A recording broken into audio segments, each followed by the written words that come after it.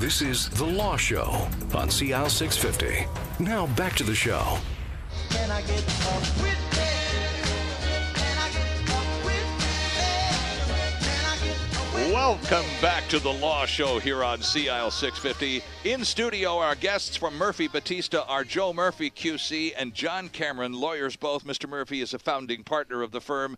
They deal with witnesses all the time. Joe, you and all of your colleagues, including John here, spend a great deal of time in court. That's one attribute of Murphy Batista that the entire insurance industry knows really well. If you're going to take on Murphy Batista and you have to go to court, you're going to be dealing with some pros who know their way around the courtroom. You aren't, I guess what I'm saying or asking in a roundabout way is, if in your search for a personal injury lawyer, you come across someone who doesn't go to court, perhaps you should move on and find someone who does, because court happens a lot in this game, doesn't it? Well, Sterling, we go to trial on about 1 in 10 cases.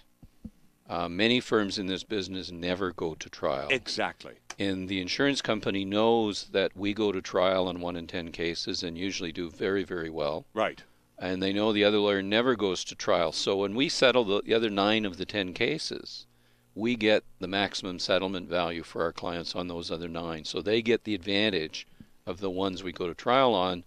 For the other firm that the adjuster knows that they're not going to trial, I don't believe that the settlement for all of their cases is going to be where it should be. Right. When I asked John before the break about the tips and advice that you and John and all of your colleagues at Murphy Batista are more than welcome to do. People call you up, send you emails all the time saying, well, I've been in an accident. I'm going to see ICBC tomorrow, as John says.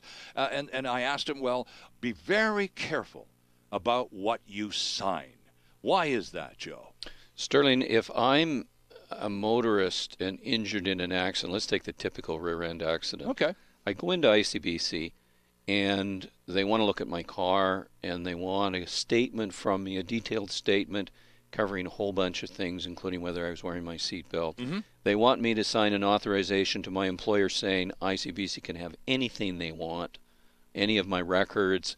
They want me to sign authorizations to my doctor saying ICBC gets blanket authorizations to all of my medical records. Right. The reality is the person's not obliged to sign an authorization for medical records. They're not obliged to sign an authorization for the employment records. They're not obliged to provide a signed statement that covers things like, were you wearing your seatbelt? Mm-hmm. But the reality is if someone goes into ICBC and says, well, I don't want to sign this statement, and I don't want to talk about this stuff, and I'm not signing the authorizations, the adjuster thinks that they're suddenly very suspicious, right, exactly, claims conscious, and it's a difficult situation.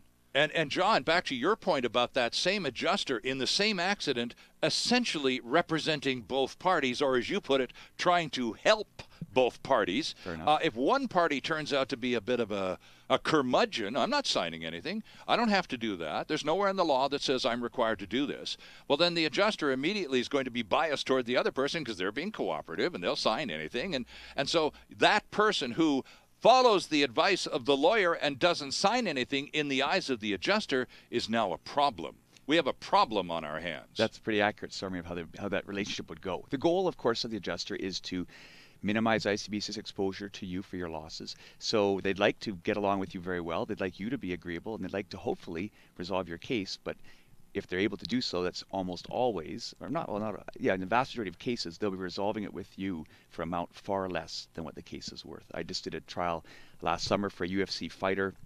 He was injured. ICBC pointed out that he hadn't made much money yet in the UFC, and they told him $25,000 would be fair for his ending of his fight career. He came and saw me. We went to trial in front of a jury last August, and a jury gave him $350,000. Oh my, okay. And luckily for that young fellow, as a UFC fighter, he didn't know much about law, but he was smart enough to take the right step and find someone who, I don't know anything about UFC fighting, right, but I could help him in an area that I did know, which was law. And he had to take it all the way to trial to get the justice that he deserved. And as Joe mentioned, that's something which Murphy Batista does and which I've done over 30 times. I've gone to trial for my clients.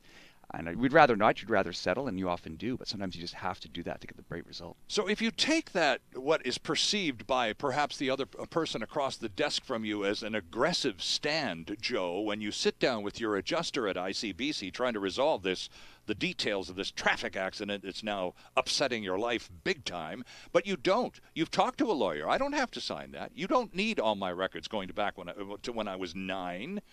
So enough already. So what happens then? Well, they can continue dealing with the adjuster, but it's a strained process. I think strained's the best word for that. Okay, right. Or if they hire a lawyer, the lawyer says to the adjuster, we're not giving you authorizations and we're not giving you a statement. And the adjuster just says yes. They accept that that's the way it's going to be. And then is it, from there on in, the lawyer, acting as the injured party's agent, represents that person to the insurance company by way of resolving the case financially, correct? Yeah, but there's things, Sterling. Let me give you an example. Okay. If I'm acting for a client, ICBC's entitled under the rules of the court to see the relevant medical records relating to this accident. Okay, fair ball. And those records might go back a few years if there's been a problem with back and neck before the accident. As long as that's relevant to what just happened, though, yes. right? Okay. So if I have a client who, a year before the accident or a year after the accident, went in to their doctor and said, Doctor, I'm really worried about a family member. They're having psychiatric issues and they're suicidal, or they had an abortion, or these kinds of things, which will go into the chart. That should never go to ICBC. Of course, right. And I've had clients who hired me late in the game. These records had already been accessed by ICBC, and there was this terrible fear, well, I don't want that coming out. Right. And the reality is those records should have never gone to ICBC because they're not relevant to the injury claim. But it's ICBC's discretion, John, isn't it, to order all of those records? It's to their advantage to have a surplus of material rather than a paucity of material to work with. The tension always is between ICBC trying to, as Mr. Murphy said, get access to everything, whereas you joked your records to when you were 9. Right. But if they could, they'd happily take records from 5 to 10 years before the accident, because what they're looking for is something else to point the finger at about why now you have a sore neck or sore back. Right. And as Joe says, if you don't sign that authorization, they can't go to those records and get those irrelevant records. And if you go to a lawyer, the lawyer can provide the records after having edited and vetting out things that are clearly unrelated.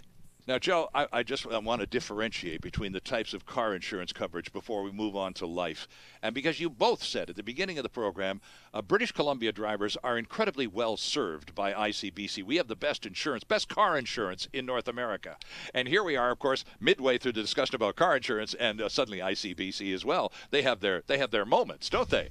Because, as you pointed out many times on this program, insurance companies are in the business of making money.